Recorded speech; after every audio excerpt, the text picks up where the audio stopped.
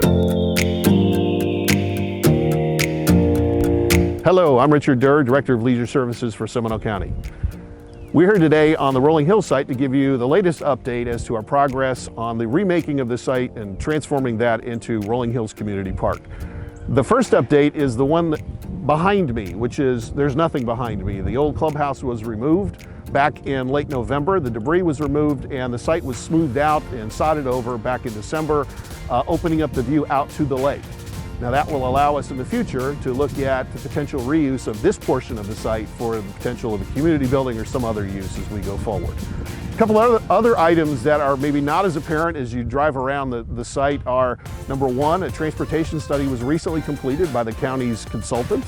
And one of the specific things that were in that plan were to look at some of the major roadways around the site, throughout the neighborhood, to come up with a list of potential transportation improvements as well as pedestrian enhancements for street crossings and so forth to help calm some of the traffic around this area and to help us plug into what will become the future trail system out here at the site.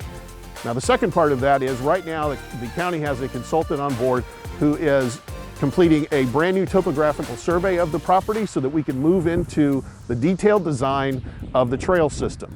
This trail system will go out throughout the property. It will be approximately 4 miles long, and that will require a lot more detail as we get into the engineering and design of that system.